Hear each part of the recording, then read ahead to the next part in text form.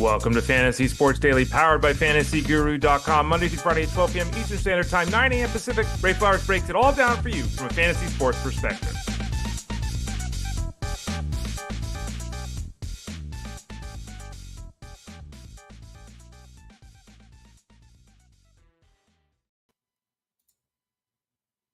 Good morning, everyone. Ray Flowers, FantasyGuru.com. Hope you're doing well. Let me fix my hoodie here.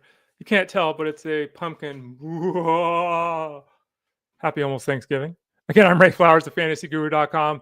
Thanks for joining us here on the show. We're here every day, Monday through Friday at 12 o'clock Eastern Standard Time. We go about an hour each day. Monday is the only day where I ride solo. Every other day of the week, we have one of the experts on from FantasyGuru.com at about 12:30 Eastern Standard Time to talk things over with you. On Mondays, we have a whiz-bang show. Just go game by game. We'll talk about that in a second. Don't forget to go to FantasyGuru.com and sign up. Clicking that subscribe tab in the top right corner. If you've got any questions about anything, send a note to support at FantasyGuru.com. Despite there being a internet outage, hope you're all back to the internet being usable this morning.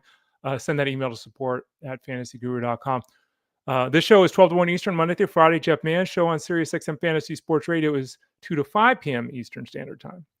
So you listen here for an hour, or you watch here for an hour, you then take an hour break, and then you go listen to Jeff over there on SiriusXM. Normally, I'm with you here Monday, Tuesday, Thursday, Friday, and on Wednesday, I'm with Jeff from 2 to 5.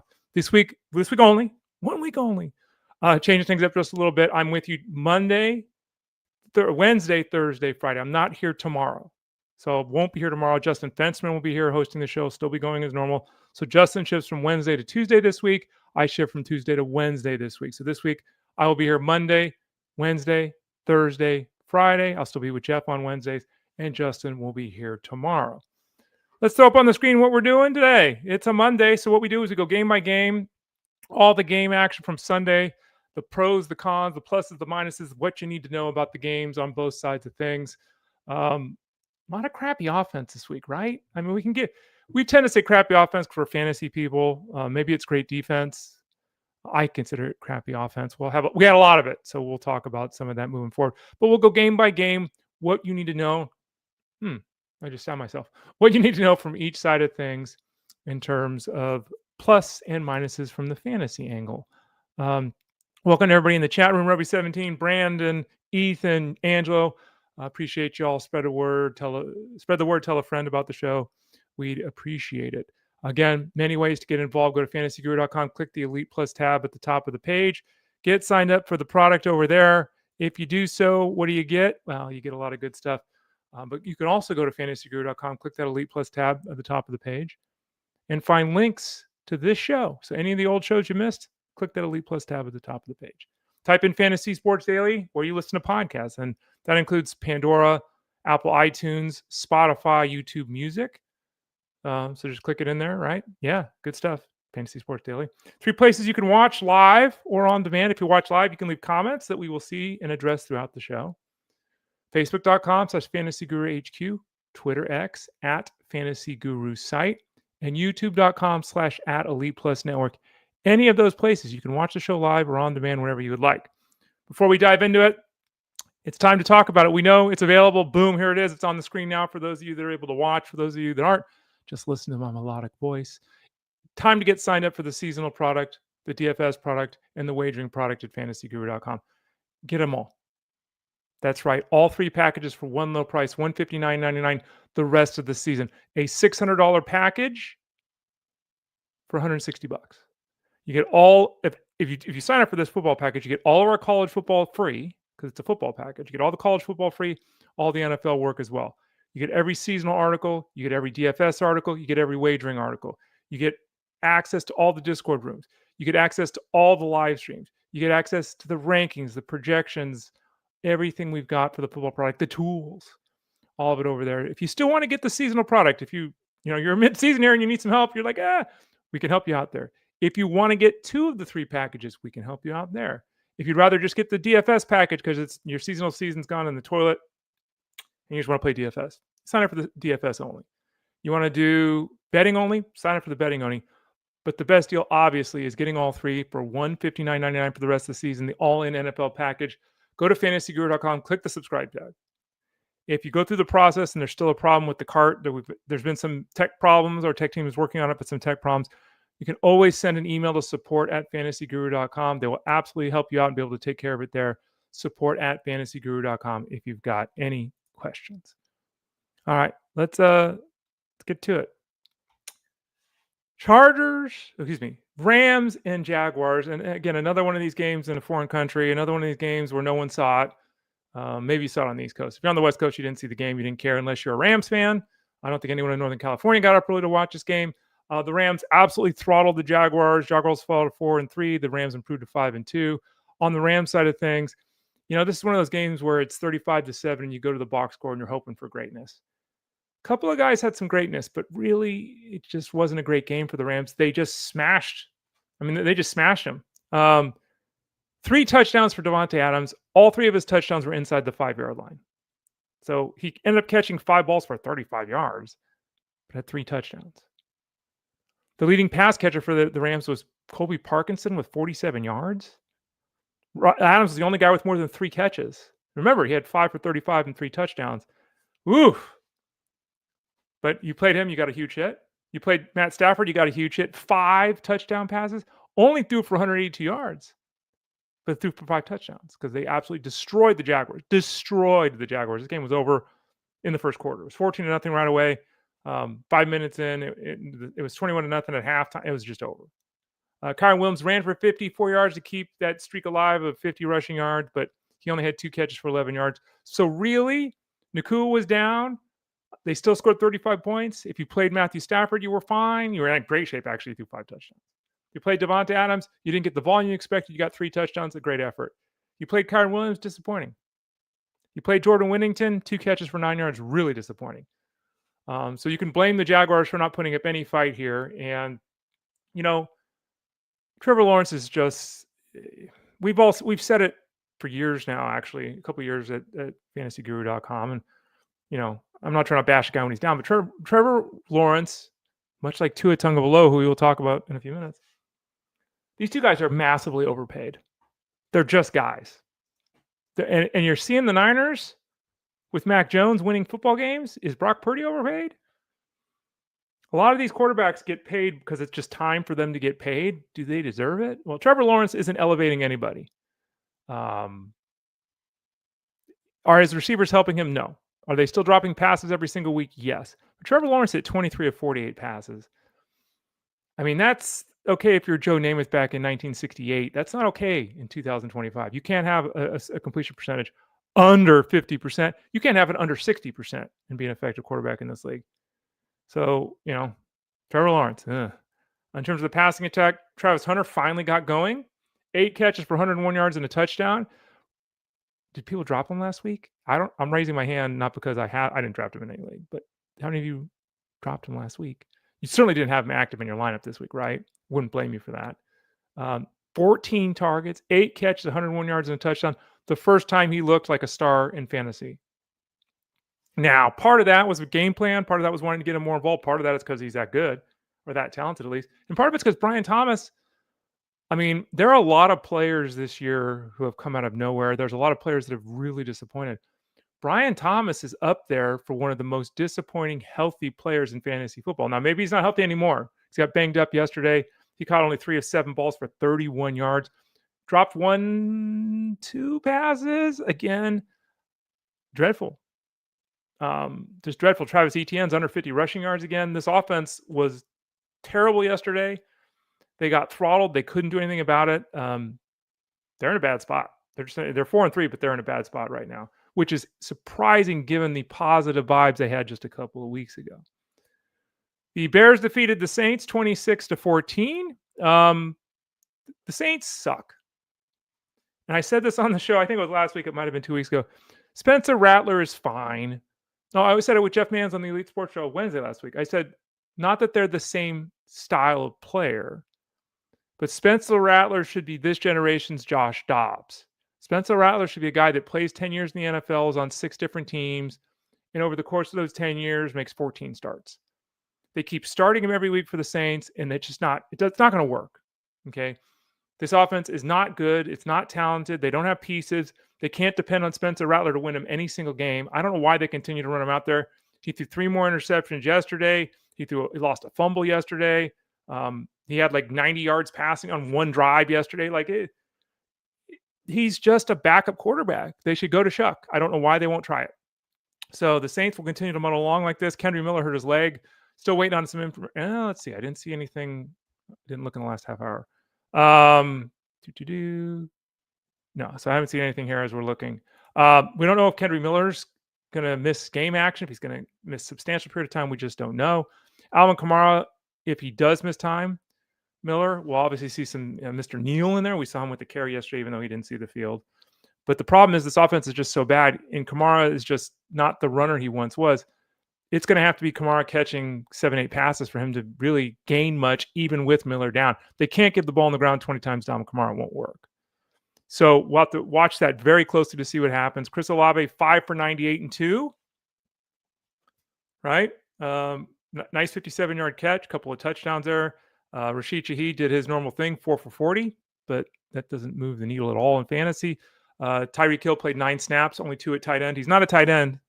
2 snaps at tight end yesterday. He'll still be listed at tight end next year because all the sites don't know what the hell they're doing. 2 snaps at tight end yesterday. And then finally, Juwan Johnson, who I know everyone's dropped. 7 targets, 5 catches, 79 yards. And Juwan Johnson right now, I believe, is tight end 10 or 11 in a PPR setup, and he's probably on waiver wires all over the place. On the Bears side of things, 26 points for them. And everyone's starting to talk about this. Johnson and this offense are starting to lean a little bit more on the ground. And we're starting to get, especially yesterday, we really got vibes of the Detroit Lions as David Montgomery and Jahmyr Gibbs or Kyle Monangai and DeAndre Swift did their thing against the Saints. Swift ran for 124 yards and a touchdown. He's got over 200 rushing yards and I think 2 touchdowns the last 2 weeks. So he's really started to find his footing. For those people that were bitching about Pepperwood or bitching about Swift, and there were a lot of people doing it. I'm not saying anyone listening to the show was, even though some of you might have been. A lot of people bitching about it. All of a sudden, DeAndre Swift going into game action tonight is running back 12. 12. That's a running back 1. Kyle Monangai, who again, was a handcuff, but now we're in the zone where maybe he's a standalone piece. A lot of people go into the Kendry Miller zone, and we've talked about that here on the show a lot. A lot of people going to Kendry Miller, even though he's 9 carries for 42 yards, not catching any passes. I don't know why anyone was starting Kendry Miller at any point the last month. I mean, unless you're desperate, there was nothing happening there. He's not catching passes. Monangai caught 2 balls, 3 targets. That's kind of nice to see, especially since Swift only had 1 catch. But the real key here was that Monangai had 13 touches. He also got in the end zone. So he will be picked up everywhere where he's not already rostered by the DeAndre Swift owner. Hopefully, you backed up Swift with Monangai. If you didn't, you're going to have to pay now because he had 15 touches and scored a touchdown. They only threw the ball 26 times. They didn't really need to push things. Obviously, they were up 20-0 at halftime or 20-7 at halftime, but it was 20-0 with 3 minutes left in the first half. Game was over at that point. So they didn't have to pass the ball aggressively, but they really leaned on the run. And maybe we start to see them, create a scenario where Monangai is touching the ball 12 times a week. And if he's getting some goal line work, then he is more of a flex option than Kendry Miller ever was. Pass catchers, Mr. Moore, DJ Moore led the team with 43 yards, caught 3 balls, had a carry. He didn't do anything. Rome Odunze didn't do anything, 2 for 31. Luther Burden didn't do anything. He caught a single pass. Remember, we talked about it on the show. Talked about it in Discord. If Moore and Odunze are healthy, Burden only saw 2 targets. And then we got the injury to Cole Kmet. We'll see if that does something for Colston Loveland, if indeed the back injury to Kmet is something that keeps him out long term. Next up, Miami, 6. Cleveland, 31. We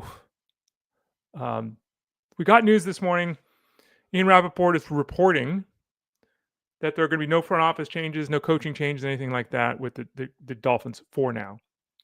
They fall to 1-6. The Browns improved to 2-5. Tua Tagovailoa stinks. Okay. There's some old audio of Jeff Mans talking about Tua the day he was drafted because Jeff was covering the draft for SiriusXM. And Jeff's, you look at the comments on this old tweet. It's resurfaced recently here.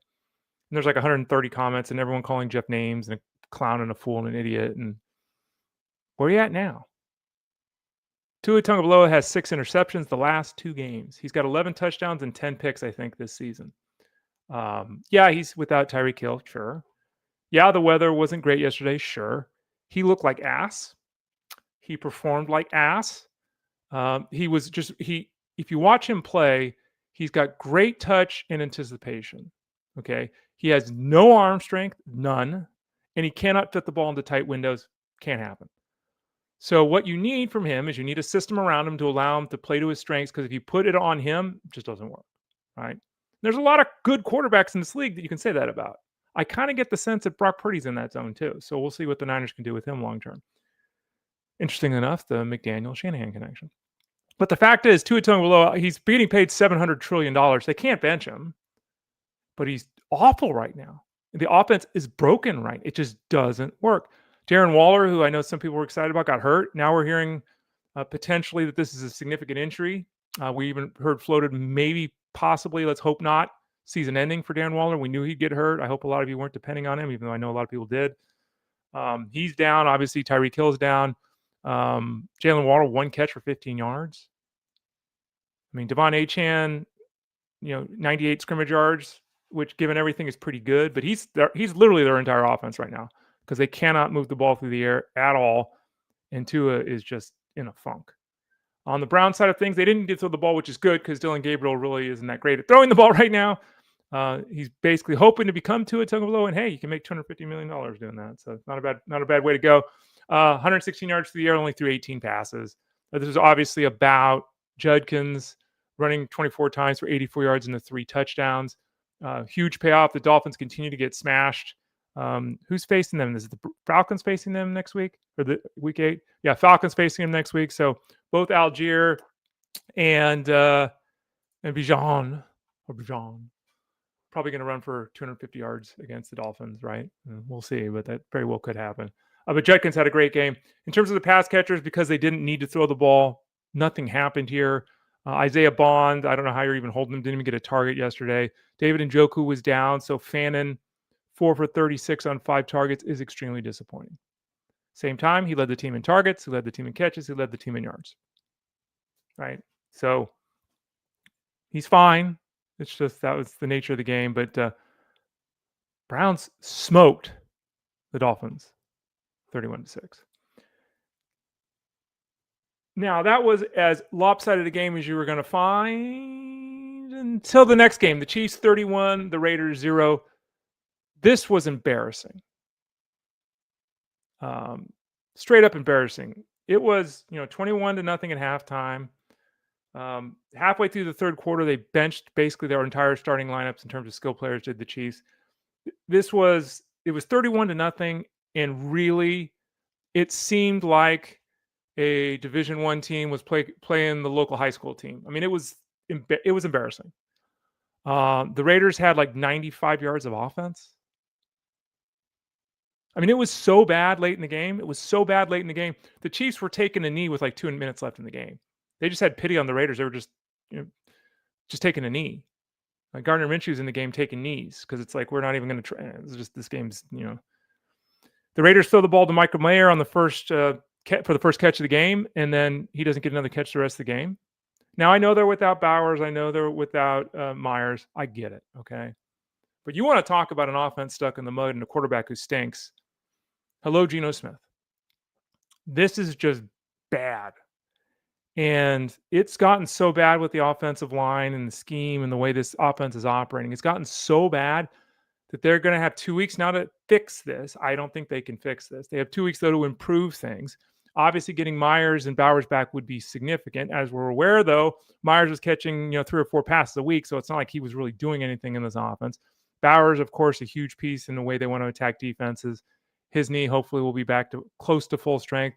So hopefully they'll be back to being a passive offense. But right now, this is just, it's embarrassing. It's a flat-out embarrassment. They got throttled, absolutely throttled, falling to 2-5 as the Chiefs improved to 4-3. On the Chiefs side of things, Mahomes threw for 3 touchdowns, 286 yards, ran for another 28 yards. Continues to be just damn impressive for those people that said he stunk last year, and there were a lot of you that said it. He don't stink. I was able to draft him in the Dynasty League that we redrafted this year, our 12-team league with 50 roster spots. I'm loving life. So Patrick Mahomes is my quarterback there. Yay. But he had another killer outing. Travis Kelce didn't do anything, though. Led the team with 54 receiving yards. And that's the real question with Kelce. How is he going to perform in the second half of the season here with Rashee Rice back? Is it going to be, let's protect Kelce and roll him out when we need him? Let's hold him for the playoffs. 3 targets ain't going to pay the bills. I assume that number is going to be closer to 6 or 7 most weeks. But that was a disappointing first start for him. The return of Rashee Rice was impactful. He obviously scored 2 touchdowns, caught 7 passes, saw 10 targets, easily leading the team in catches and targets. What we saw occur through the air for the Chiefs is what we expected to occur. We saw Thornton fall to 2 targets. Worthy had 4 targets, 3 targets for Juju Smith, Schuster, and Brown had 4 targets. So, again, this is Rice, a little bit of Worthy, a little bit of Kelce, and then the depth guys, and that's just the way it's likely to be the rest of the way. On the ground, Pacheco got in the end zone, ran hard, looked pretty good. You'll see Brashad Smith with 14 carries and get really excited. Realize that 10 of those 14 carries were in the fourth quarter when this game was 31-0. So it was nice to see Smith get out there, and he did catch 5 balls for 42 yards. So if you started him last week, you got a decent payoff. Did he take over the backfield? Is he going to take out over the backfield? Again, 2/3 of his work came when this game was 31-0. So be cautious going too far in with the Chiefs side of things in terms of the backfield. Philadelphia defeated Minnesota 28-22. The Eagles moved to 5-2. Vikings fall to 3-3. Still uncertain who the quarterback is going to be for the Vikings. We'll talk about that in a second here. Offensive line is not what it once was with the Eagles.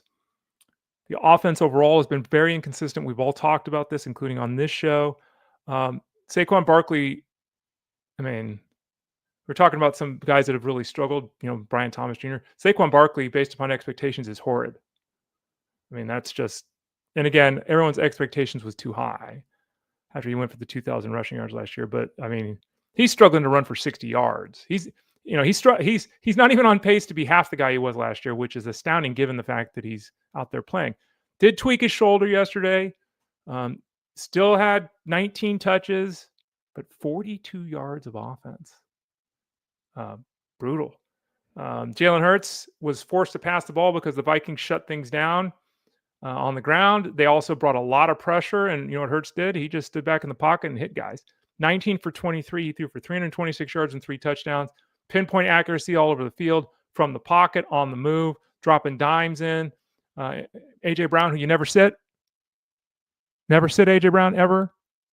Let me say it again. Never sit A.J. Brown. 4 catches, 121 yards, 2 scores. Devonta Smith went crazy. 79-yard touchdown on his way to 9, 183-1. Unfortunately, they didn't throw the ball much, so Dallas Goedert, 3 for 18. That sucks. But the 2 wide receivers, huge.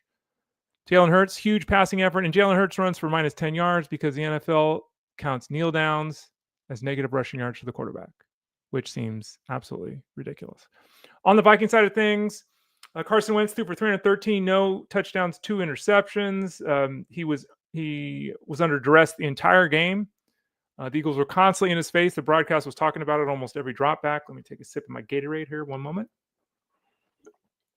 There was uncertainty during the week if is Wentz really the quarterback of this team because they think he's better than J.J. McCarthy right now, or is J.J. McCarthy's ankle really not okay? And the answer to that question is no one really knows. At least inside the building they do, but we don't know. So it's very unclear if Wentz or McCarthy is going to be the quarterback next game out. Obviously, the Vikings didn't expect to be 3-3 at this point of the season. It's disappointing. They'll hope to get back Aaron Jones, who's eligible to return this week from the injured list. Jordan Mason, 57 yards and a touchdown on the ground, which is kind of what he's been doing. 13, 15 touches, 50, 65 rushing yards and a touchdown. So he basically did what he's been doing, which is not much. Not involved as a pass catcher. Addison had 9 catches for 128 yards to lead the team. Justin Jefferson was fine at 579, but we're 6 games into the season for the Vikings, and Jefferson's just been fine. And as I noted last week in the Coffin Corner article that comes out every Friday at fantasyguru.com, he's like 2 or 3 yards under heading into yesterday's game, so now he's a little bit further down, but he was a couple of yards under his pace of last season on a per game basis for yardage. He went for over 1,500 yards last year. The real problem for Jefferson isn't that, he's getting 79 yards or 86 yards, that he's not getting in the end zone, right? That's the real issue. Explosive games are coming with Jefferson, much like A.J. Brown. You never take him out of your lineup, of course. The 9-catch, 142-yard touchdown game is coming. It's just disappointing to see him continually be fine when you invested a top 5 pick in a guy you don't want him to be fine. T.J. Hawkinson had 6 catches for 43 yards. Should have had a touchdown. I don't know. I mean, Dean Blandino explained. Was it Blandino? No, it was the other guy. Mike Ferrero. What? I don't know. The older guy with the glasses was explaining. The old ref was explaining it, and it's like, I get what they said with Hawkinson. The ball hit the ground. Diving catch for those of you who didn't see in the end zone. The tip of the ball hits the ground as he goes down. He kind of rolls over on himself. The ball pops out of his hands, never hits the ground, goes into his chest, and he holds onto it. I think it should have been a touchdown. But the argument was the ball simultaneously hit the ground and came loose. So if the ball comes loose when it hits the ground, even if it doesn't then hit the ground again, go watch the replay. It was a beautiful catch. His game would have looked totally different. Otherwise, it was just 10.3 PPR points. Naylor lost a touchdown on a penalty. So that's kind of it. The Vikings looking to decide who to be the quarterback and what their backfield will look like here in their next game. Carolina defeated the Jets. Let me see. We just got an update with Bryce Young this morning. Bryce Young, according to Tom Pelissero, has a high ankle sprain. High ankle sprains generally, high ankle sprain in baseball costs you 2 to 6 weeks. Somehow in football, they sometimes play quicker than that, which is weird. But I'm anticipating at this point that Bryce Young, if he does indeed have a high ankle sprain, doesn't play this week. Okay. So that would mean Andy Dalton. The offense is no worse than Andy Dalton. I think you can make a case that the offense is actually a little bit better with Andy Dalton. So Dalton came in through 7 passes yesterday, but bottom line is here, Dalton I don't think is a negative at all for the offense if he indeed has to start next time out. Xavier Legette, 9 for 92 and a touchdown. Where the hell did that come from? I don't know either. I don't know. 11 targets. He had twice as many targets as Ted McMillan. We talk all we want about coverages and all that, and Sauce Gardner, who left the game with a concussion yesterday, is in concussion protocol right now.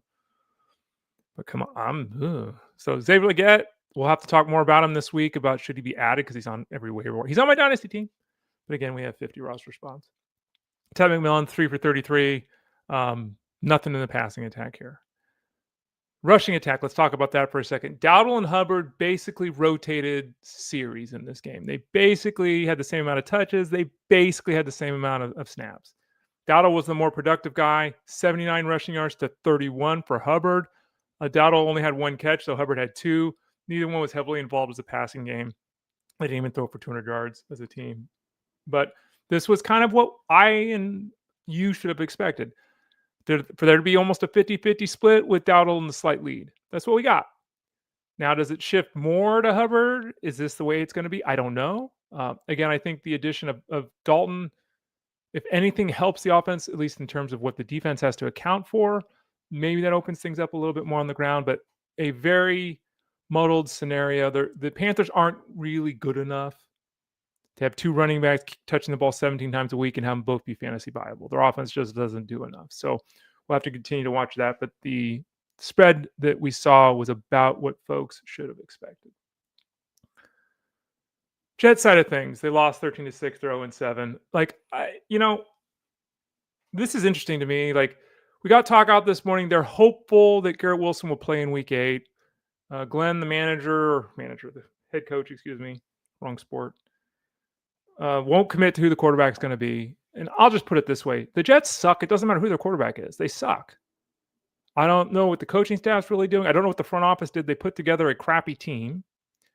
There are rumors of Breece Hall being traded. And if you're Breece Hall, you probably want to get the hell out of there anyway. And Breece Hall would go to another team and be a dynamic football player. We'll see how that all plays out. The biggest thing they have to do, though, is get healthy and then decide who their quarterback is going to be. Justin Fields did not play well yesterday. Didn't. Did Tyrod Taylor play well? He didn't hit half his passes. He threw 2 interceptions. He was constantly under pressure, chucking the ball. He didn't play any better. It's not a quarterback problem right now. It's an offense problem. It's a player personnel problem. Also, when you lose Garrett Wilson, who, again, we talked about this on the show, their only passing option in this offense that you could really look at and say that's somebody that a defense has to account for is Garrett Wilson. They have literally one guy. That's it. How hard is that for a defense if they have to shut down one guy? Or what they do, and this is what they have done for most of the season with Garrett Wilson, is let him catch his 7 passes for 90 yards and a touchdown, and no one else does anything, so who cares? This offense can't score more than 20 points, so who cares, right? So I don't know what they're going to do. If you've got Justin Fields, hopefully he's your second quarterback. I don't love carrying second quarterbacks. It's bye week. It's week 8. We got 6 teams on bye this week. Bye Mageddon. It's a mess. Don't rage drop Justin Fields right now. Be very cautious and thoughtful about how you handle Justin Fields.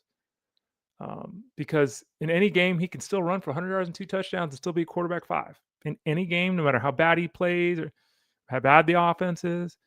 And, run into the waiver wire to, add Joe Flacco. Yeah. So we'll see what they're going to do. But this offense is bad. Mason Taylor, 5 targets, 3 catches for 31 yards. Tyler Johnson, 3 for 60. Jets just stink.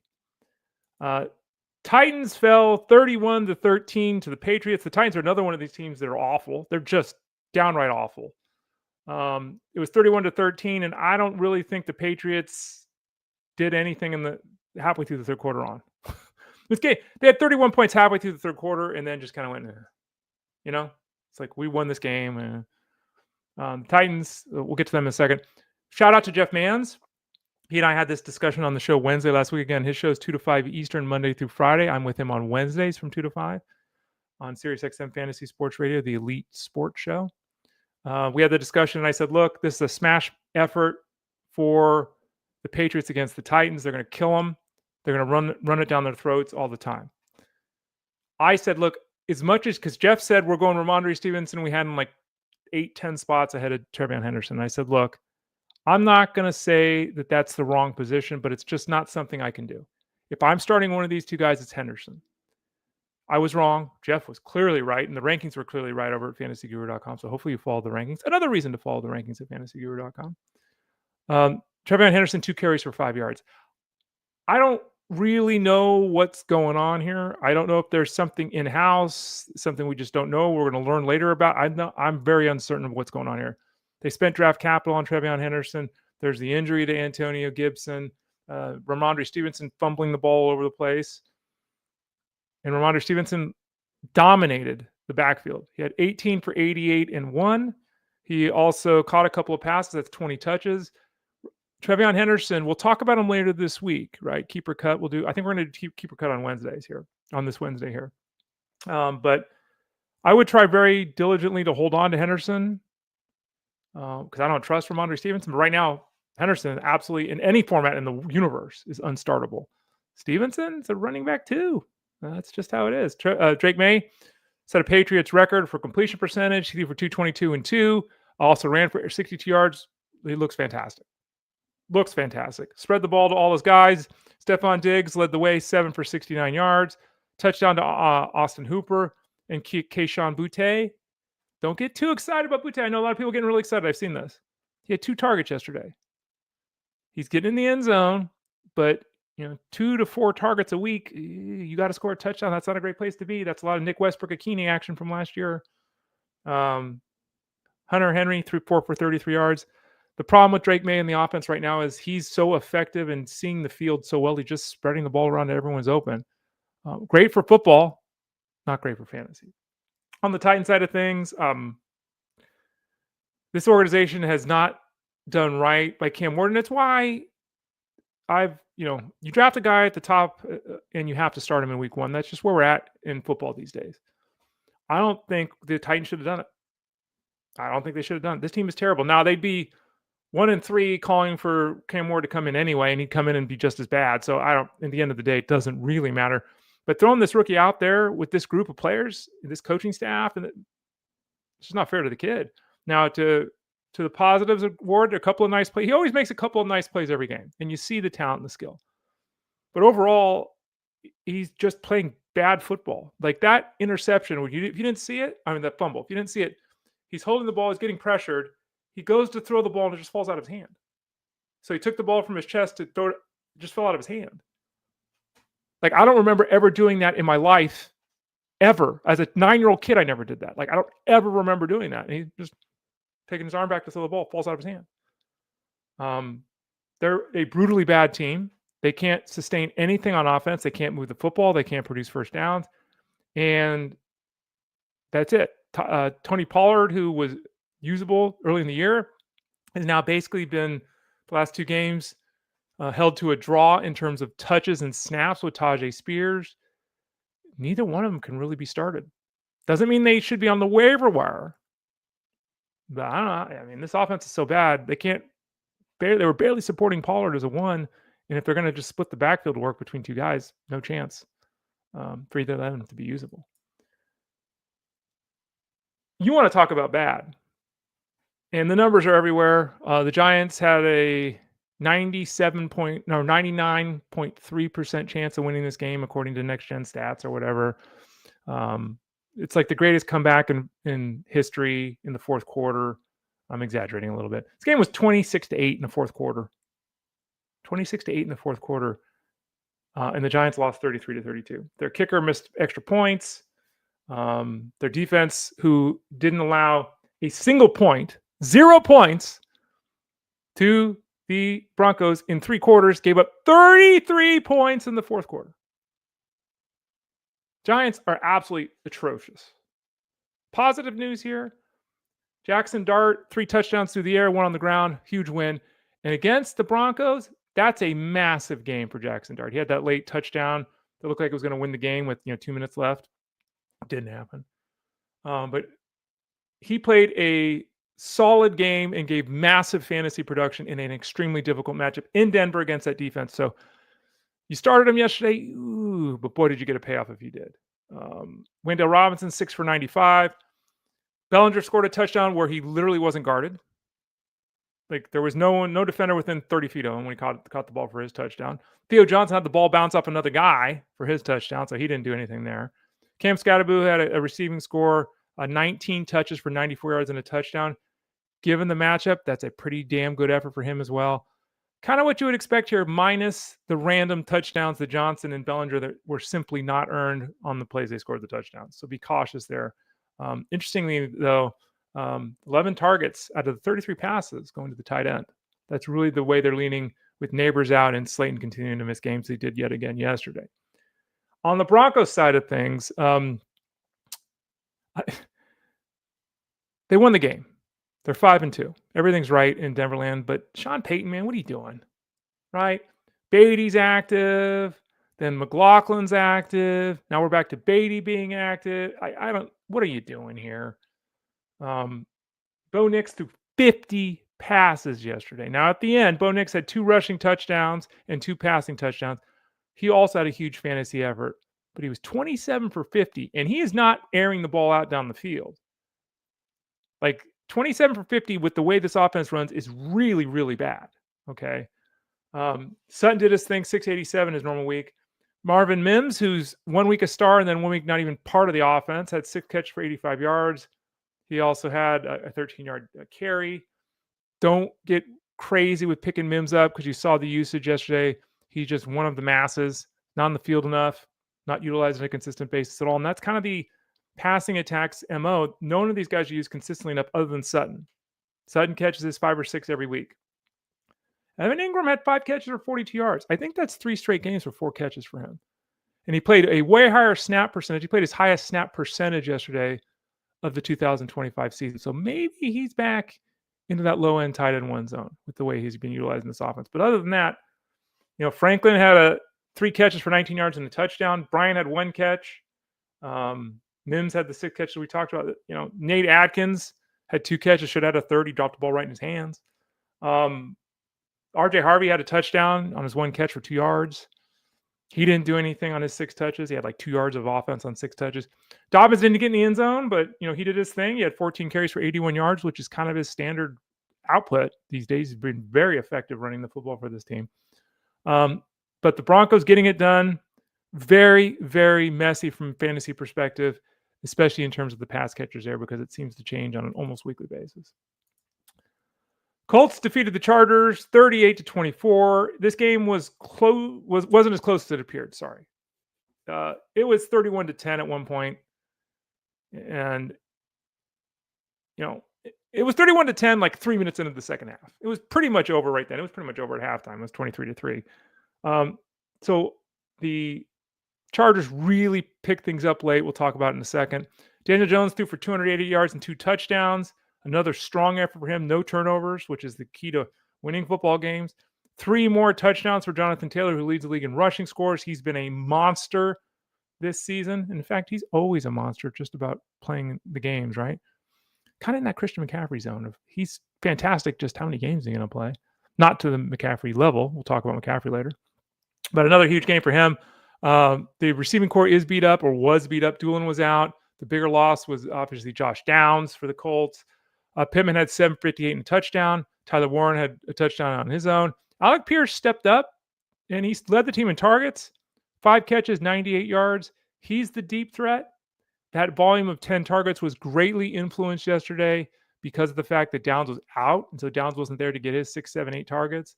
So don't go into getting nutso with Antonio Pierce. Antonio Pierce, that's not right. Why am I drawing a blank on his first name? Help me out here, folks. What I got? Antonio Pierce, Alec Pierce. Geez, Antonio Pierce is a basketball player. Alec Pierce. Don't go buying that target share. That's a one-off. He's not going to see volume like that. But it's a really good game. Thank you, Anthony. Yeah, Alec. Spelled with C, as you correctly pointed out. On the other side of things, as we noted here, the Chargers fell way behind.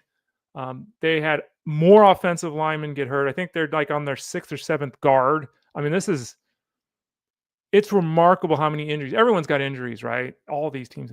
But the Chargers offensive line is as beat up as any unit on any team in the NFL. It's disastrous. So Herbert's under pressure all the time. He had to roll out and use his athleticism all the time. He threw 55 passes yesterday in comeback mode. He did throw 2 interceptions, but he threw for 420 yards, 3 touchdowns. He also ran for another 31 yards, so a huge fantasy effort for him. Allen had 11 for 119 and a touchdown, huge effort. Ladd McConkey, 9 for 67, a very good effort, though. 15 targets for 67 yards. 2 of the targets were end zone targets that were incomplete, but Quinn Johnson scored a touchdown. He also had 1.5, 2 drops. Again, he can't catch the ball, but he got in the end zone. The real problem for this team yesterday was the rushing attack, and the reason was the game flow. It was 23-3 and 31-10, like I talked about. The game just led to the Chargers having to throw the ball. Any team throwing the ball 55 times in a matchup, things have gone wrong. Either your defense has gone wrong, your offense is, or some things have gone wrong if you're throwing it 55 times. They're not going to throw it 55 times again. They may not throw it 45 times more than once or twice the rest of the season either. So Vidal was a rough play yesterday if you went with him, but note that he did have 13 touches, He caught 4 balls and had 13 touches. Hassan Haskins only had 3 touches. Vidal was the right play. He was in line for a much bigger game if it had been closer. The Chargers were just unable to keep it close. Packers defeated the Cardinals 27-23. Josh Jacobs played a little bit less than normal, and his numbers weren't very good. He only cut 1 ball, and he only had 58 yards from scrimmage. So, but he got in the end zone twice. So anyone that started him, you're fine. It looked like his calf, which was a concern leading up to the game, really wasn't an issue, though they pulled back a little bit on his usage, I guess, just to make sure he was okay. But again, still got in the end zone twice. They won a football game against a team they should have beat. Jordan Love, 179, 1-0. Jordan Love, I mean, unlike other quarterbacks that we talk about, like Trevor Lawrence or whatever, Jordan Love does enough to win games. He doesn't turn the ball over. He makes good decisions most of the time, but he's not really doing anything. And as a result of him not doing anything, the pass catchers, Romeo Doubs and Tucker Kraft had 18 of the 29 targets. So those 2 guys had a 67% target share or something like that, 65%. Which means Matthew Golden had 4 targets. Wicks had 2 targets. Brooks, Jacobs, Wilson, Fitzpatrick, all these guys had 1 target. Even in the game where Love didn't do anything through the air, and even in a game where he only threw the ball 29 times, he still targeted 1, 2, 3, 4, 5, 6, 7, 8 guys. And that's the problem here. The only receiver you can remotely trust to start is Dobbs, 6 for 72 yards yesterday. And their best pass catcher in terms of production and his position is Tucker Kraft. 5 catches for 58 yards, a pretty big effort for him in this offense, but he got in the end zone. He had 10 targets yesterday. He was the focal point of this passing attack, well above a third of the targets. On the other side of things, Cardinals, they're no worse without Kyler Murray. Everyone's seeing it now. Kyler Murray, another one of these quarterbacks who's wildly overpaid. Jacoby Brissett, 279 yards and 2 touchdowns. He also lost an interception, a fumble, when his arm was hit. He had his arm hit a couple times when he was trying to throw, but he was okay. He was fine. He didn't do anything wrong. It wasn't his fault they didn't win this football game. Zonovan Knight didn't do anything, but he led the backfield with 14 carries for 57 yards. He is clearly the running back one with this team. Michael Carter had a total of 9 touches for 36 yards. So Zonovan Knight's the guy you want to utilize here in the offense. In the backfield, Carter's more of the, oh, heck, we have no choice kind of thing until Benson returns from his ankle injury, hopefully in the next couple of weeks. In the passing attack, Trey McBride, 10 for 74 and 2, and that's it. Marvin Harrison came back from a concussion, had 6 targets, 2 catches, 58 yards. They keep talking about trying to get the ball to Marvin Harrison more. I mean, you got to remember the draft capital this team spent on Marvin Harrison. And you get mad at Trevion Henderson. Marvin Harrison was supposed to be, Malik Neighbors. He was supposed to be Jamar Chase. They can't even get the ball to Harrison, right? 6 targets. You threw the ball 36 times, and your number one wide receiver had 6 targets.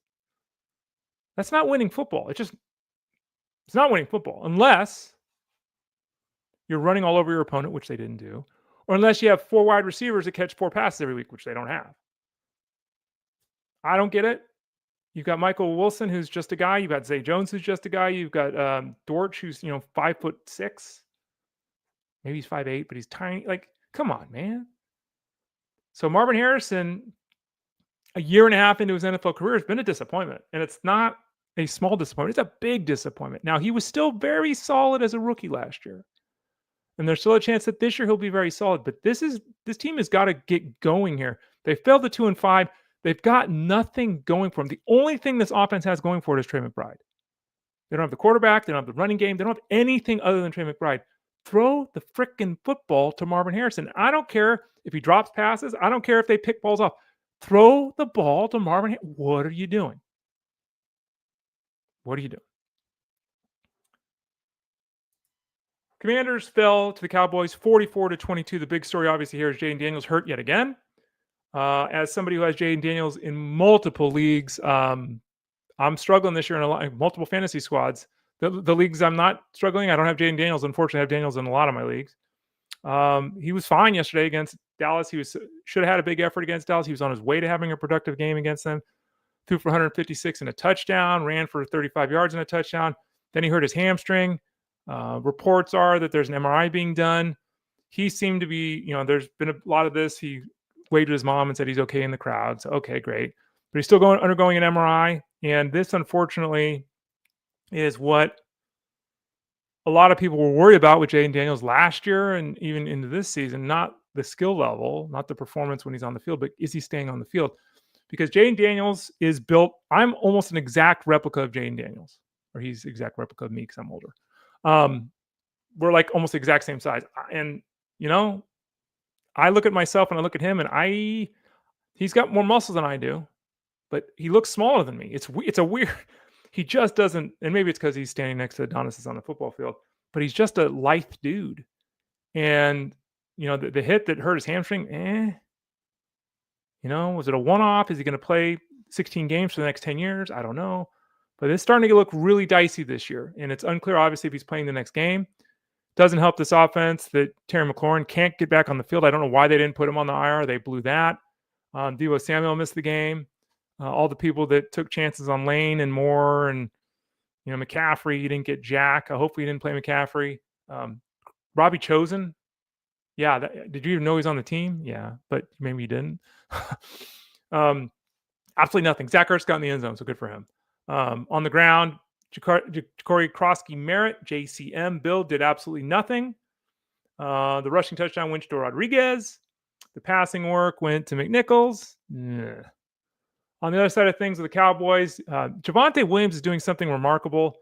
He was a really good, impressive football player. Had a significant injury, came back, and this offseason he got it back. That hardly ever happens. And I mean hardly ever happens. He is breaking tackles all the time. I think I saw 95 of his 116 rushing yards were after contact yesterday. He's running people over. You don't go from doing that to blowing your knee out to averaging 3 yards a carry and not forcing missed tackles at all to coming back 12 months later and somehow being able to do it again. So mad props to him. Mad props to him. Jane Blue continuing to get some run here as the backup. Jane Blue should not be on waiver wires. We're seeing how effective this team can be on the ground. So hopefully Jaden Blue's on your roster, even if he's not doing anything. Dak Prescott threw for 264 and 3. Touchdown went to Lamb in his return. Didn't do much, but he still had 110 yards in the touchdown, so obviously you were fine. Pickens had a really nice game, 4 for 82, drew an offensive pass interference or defensive pass interference penalty. And then Ferguson scored 2 touchdowns and had 7 catches. Ferguson is wild right now because he is that tight end that you drafted. He was, what was his ADP? 10, 12, something like that. He was right at the end. He may not have been drafted depending how deep your league was, but he certainly wasn't being drafted in the top 5 at the tight end position. He's right at the top now, points scored. He's scoring touchdowns every game. He's not doing anything. He's not doing anything. He's catching passes like he is a running back. He's catching 6, 7 passes for 35 yards. He's not doing anything, but he's getting in the end zone. And that's what matters. 7 catches for 2 touchdowns yesterday. Continue to fire him up. But there's a floor there. The ceiling, the floor is there. He's catching 6, 7 passes every week. The ceiling, once the touchdown stop, there ain't no ceiling here. So that's just something to think about. Not that it matters because you're starting him every week and you're not trading him. So who cares? Useless point of information, Ray. Finally, the Niners defeated the Falcons 20-10. The Niners moved to 5-2. The Falcons fall to 3-3. Go Niners. Impressive here. The Falcons are averaging 11 points a game on the road this season. Michael Penix did not play a good football game last night, did not look good.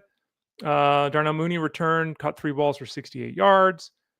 Drake London had 10 targets, 4 catches for 42 yards. Terrible production given the target volume. Kyle Pitts for 7 for 62 on 10 targets. Kyle Pitts, he's an every week starter at tight end right now. It's not exciting or sexy, but it's kind of where we're at. On the ground, Bijan Robinson did nothing. Tyler Algier did nothing. They combined for 18 carries for 56 yards against a trashed, beat-up Niners defense that still caused all kinds of problems for this Falcons offense. Bijan Robinson had 6 catches for 52 yards and a touchdown, so he still got you 20 PPR points. But that's about as rough a game as you're going to see. He's averaging like 160 yards on scrimmage coming into yesterday. He had 92. Ugh. On the Niners side of things, Mac Jones didn't play great, but they won the football game. He didn't do anything through the air. The only guy that did anything through the air was McCaffrey, who had 72 of his 152 passing yards. He caught 7 for 72. McCaffrey is, he's catching 6 or 7 passes every week for 65 yards. Every single week. Not 1 or 2. Every single week. He is Wendell Robinson every single week. And he's also Cam Scatterboo. Like, it's wild what he's doing right now. He ran for 129 yards and 2 touchdowns. The first game in 11. First game in 12 outings, he ran for 80 yards. Was that the number that was in the Coffin Corner last week? First in 12 of 100 yards for McCaffrey. First in 12, 80 yards for McCaffrey. How much of that was Kittle being back? It didn't hurt, right? Kittle returned and helped the passing game, the rushing game, 2 targets, no catches. Come on, man. That hurt. Because obviously everyone that had Kittle started him as they should have yesterday. That hurt. Bourne, 2 catches for 14 yards. Jennings led the team at the wide receiver spot with 4 catches for 31 yards. Niners slowly trying to get healthy, but unlike so many other teams we talked about, they're 5-2. And I know Shanahan's taken a lot of lumps for his coaching over the years, and some people say he's a regular season coach, and he's not a playoff coach, and all these kind of things. I don't know. Maybe that's true. But he's got this team at 5-2 with a unit that has been decimated. They lost their number 1 D lineman. They lost their number 1 linebacker. They lost their number 1 quarterback. Like, these are massive losses. They lost their number 1 wide receiver to a trade when they got rid of Deebo Samuel. Their number 2 wide receiver, Brandon Ayuk, hasn't played a game. Their number 3 wide receiver, Ricky Pearsall, has played 3 games. Like, this is their all-pro potential Hall of Fame tight end, George Kittle. Pretty damn impressive coaching about that Niners staff. All right, let's take a look at some of the comments here. If I can learn how to use this. Here we go. Go Birds. Go Birds. Happy Friday, fam, says Brandon. Oh, Brandon, we all wish it was Friday like you do. I got lineup trained in DFS, face CMC and Knicks in one league and Jamar Chase and Jonathan Taylor in the other. Bad Monday, even though all my teams did way above projections. Yeah, this is something that Jeff Manson and Ted Schuster in particular have talked a lot about, especially Jeff, on the Elite Sports Show, again, Monday through Friday, 2 to 5 p.m. Eastern on Sirius XM Fantasy Sports Radio. And Jeff's written about this extensively in his cash game breakdown too. The trains are out of control. And clearly the providers have no desire to stop the train action. They could just make things single entry. They don't want to do that because obviously it's beneficial to them not to. And what's happened is the last couple of years in particular, the lineup trains have infiltrated cash games, which makes no sense. You got 100 people in a cash game and 58 of them are on the train. What are you doing? Like, you're not even getting your full share because the top half get paid, but now we got 58 to pay out and you all got the same. So it doesn't even make sense. So Ethan, that's why the guys have changed up what they're doing. They've changed up the strategy. They've talked about it on the Sirius X show. Jeff's written about it in his article. Your scenario, unfortunately, is not uncommon, and it's a real problem for the DFS space. Ethan, how are DFS ownership projections made? They're made, good question, and I don't have all the particulars, but we do employ a service that helps us do that. Jeff Mans talks about them all the time late in the week. A better way to answer this question so that I don't mislead you and the listeners here is to ask Jeff, call in the show Monday through Friday from 3 to 6. Ask this question. He'd be welcome to dive into it. But it's a really good question. It's really important because so much the DFS game isn't about choosing the right lineup anymore. It's about figuring out the machinations of the league and the other people in it. And this is something I think a lot of people miss. Oh, I did this and it didn't work. Just because you have the best plays doesn't mean you always win if the best plays are chalk plays everyone's using. And then you have to do the balancing act of how many of the chalk plays do you need to utilize or do you have to utilize to keep up with the trains? So it's a great question, and I don't want to mislead by saying X or Y, but there are services that help provide the answer to that, Ethan, as a basic answer to your question. David P., I have Fields. Would you use your first pick for Dart or Flacco? I don't know, first pick. I guess first waiver wire ad, I guess. Dart. You want to add Dart? When do the Giants have their bye? Let's check that out. The Giants have their bye in week 14. I would go Dart. His athleticism. I mean, Dart is basically who we thought and who could still be Justin Fields. It's the same guy, right? Dart's just having more success right now than Fields. Yeah, Kyle Murphy. Terrell Jennings had more touches than Henderson off the practice squad. He did. And it's just 3-2, right? Like, I don't know. I wish we would know what the story is because it doesn't make any sense. It literally makes no sense. But there we are. Eric S., I am done with Fields. The team is a disaster. Fortunately backed him up with Herbert in one league and May in the other league. Pivoting this week for sure. Yeah, the team is just a mess, Eric. We can blame Fields for his part. Fair. Totally fair. But that team is a mess. It's just how it is. Anthony C., I missed the pay line by 4.7 points in a single entry GPP.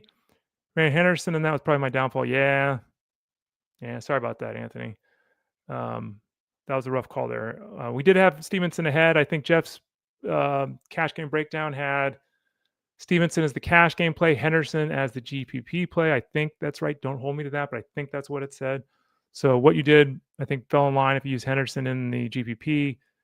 Just Patriots, man. It's just we can analyze a situation and you can look at all the angles of it and make the right call, but sometimes the coaches just do things that don't make sense. And their usage in New England, Tremayne Henderson, does not make sense. Head over to fantasyguru.com, click that subscribe tab in the top right corner, get signed up for the football product with us. By the way, remember, we're selling the hockey product right now, the basketball product, NASCAR, PGA, MMA, horse racing. We got all kinds of things over at fantasyguru.com. If you have any questions about any of the products, support@fantasyguru.com. Send that email, support@fantasyguru.com. You can always click the subscribe tab in the top right corner and get signed up there as well.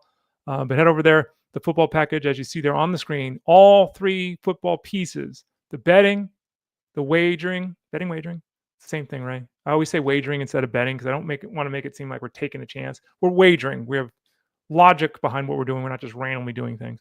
So the wagering product for football, the DFS product for football, and the seasonal product for football, all three of them One low price, $159.99 the rest of the way. If you're interested in getting 2 of the 3 products, 1 of the 3 products, or all 3 of them, send that email to support@fantasyguru.com. Remember, Fantasy Sports Daily is here Monday through Friday. This week we have that schedule change. I won't be with you tomorrow. Justin Fenstrom will be in the seat tomorrow at 12 o'clock Eastern Standard Time. I will return for Wednesday, and then I'll run the ship the rest of the week. I'll be with you Wednesday, Thursday, Friday here on the show. I'm Ray Flowers. Follow me on social medias at the Ray Flowers, and find my work at fantasyguru.com. Thanks for watching the show. We'll be back again 12 o'clock Eastern Time tomorrow. This is Fantasy Sports Daily, powered by fantasyguru.com. Take care, everyone.